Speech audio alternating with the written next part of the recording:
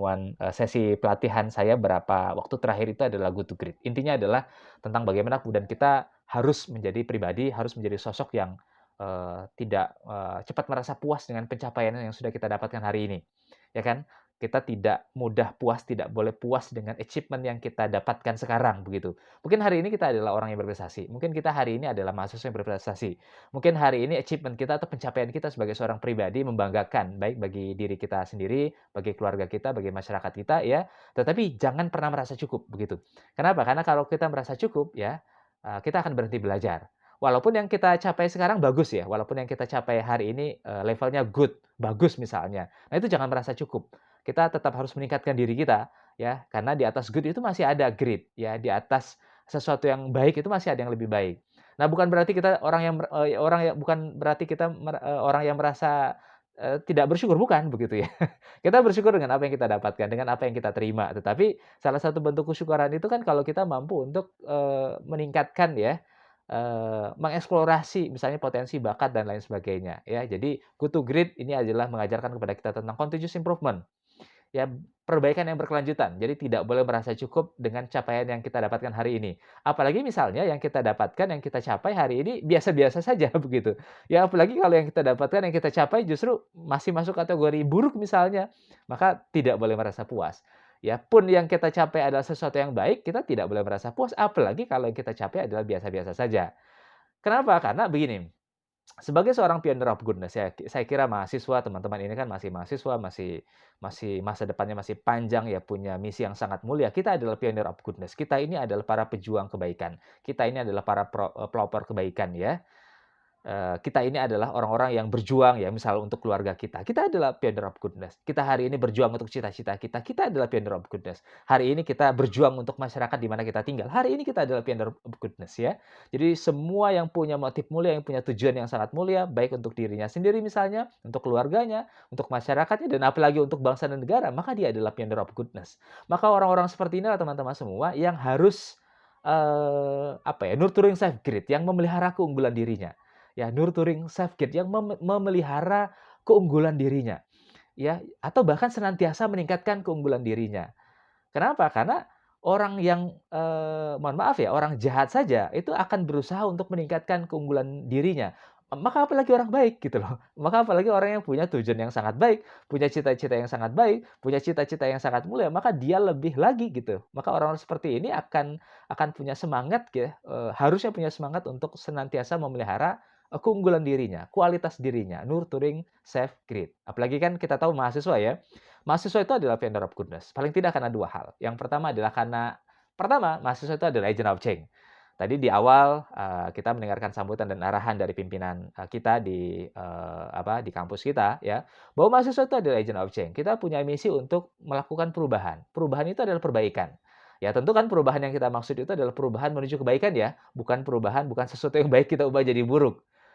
Walaupun boleh saja sih sesuatu yang baik kita ubah menjadi lebih baik, cuma mungkin ada sesuatu yang salah ya, human error di lapangan, sehingga kemudian tiba-tiba, harusnya sih lebih baik, tetapi malah hasilnya sih lebih buruk ya, bisa jadi. Tapi itu kan bukan motifnya ya. Jadi yang pertama kita adalah agent of change. Ya misalnya kan masih banyak, situasi di masyarakat kita yang harus kita perbaiki begitu. Masih banyak orang sakit misalnya, itu kan PR kita ya, PR bagi teman-teman kesehatan. Masih banyak misalnya apalagi ini pandemi ya, pandemi dan lain sebagainya. Jadi masih banyak pola hidup yang tidak sehat misalnya terjadi di masyarakat kita. Nah itu tugas kita untuk melakukan perubahan ya, agent of change. Nah tugasnya kapan? Sekarang, bukan nanti gitu loh. Karena kalau kata siapa? John C. Maxwell ya, dia ingin mengatakan bahwa waktu yang kita miliki itu hari ini, bukan kemarin, bukan besok. Kenapa? Karena besok belum tentu datang, kemarin udah lewat begitu ya. Jadi kan kemarin udah lewat, besok belum tentu datang. Nah, waktu yang kita punya itu kapan? Hari ini, sekarang, begitu. Karena itulah kemudian kita agent of change melakukan perubahannya kapan? Sekarang, bukan besok. Bukan nanti, nanti aja setelah kita lulus, jangan. Karena kita belum tentu bisa berjumpa tuh, ya, belum tentu bisa berjumpa ya dengan besok. Saya punya teman tuh, dia hari ini segar bugar ya, hari ini dia segar bugar, dia ceria, sehat, tanpa ada kekurangan satu apapun. Besok nggak nyangka hidup dia. Ya, jadi kan nggak ada yang tahu besoknya dia kenapa. Jadi walaupun hari ini dia segar bugar, dia sehat, besok dia hidup ya, begitu ya. Jadi tidak ada yang tahu gitu masa depan seperti apa dan bagaimana. Nah, itu yang pertama ya, kita ini adalah agent of change. Kita itu adalah generasi pengubah ya, yang punya tugas untuk melakukan perbaikan, baik itu di keluarga kita, di masyarakat kita ya, di lingkungan sekitar kita, bahkan di negara kita ya. Indonesia tentu negara yang sangat kita cintai, tapi kan kita tidak, juga bisa menutup mata bahwa masih banyak sih yang harus diperbaiki dari sisi Indonesia. Tapi kan perbaikan-perbaikan itu kan tetap harus kita lakukan ya. Untuk siapa? Ya untuk Indonesia kita juga, karena negara kita adalah negara yang sangat kita cintai. Nah, itu yang pertama ya, konsep diri yang pertama seorang mahasiswa.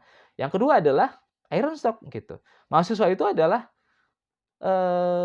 nah kalau yang agent of change itu adalah generasi yang, senantiasa untuk memperbaiki bangsa dan itu bisa dilakukan hari ini. Yang kedua adalah iron stock. Kita itu adalah semacam cadangan ya, cadangan masa depan begitu, cadangan cadangan keras ya, cadangan untuk masa depan begitu. Karena apa? Karena mau tidak mau, suka atau tidak suka, Indonesia ini ya, NTT misalnya secara umum sebagai sebuah provinsi atau bahkan, Poltekkes, Kupang sebagai sebuah kampus, tentu besok-besok yang akan mengisi adalah mereka yang hari ini begitu. Besok-besok yang akan memimpin bangsa kita adalah anak-anak yang hari ini berusia muda gitu, ya kan? Kenapa? Karena kita tidak bisa menutup mata bahwa yang namanya, usia ya, mereka yang hari ini jadi pemimpin kan semakin hari semakin menua begitu.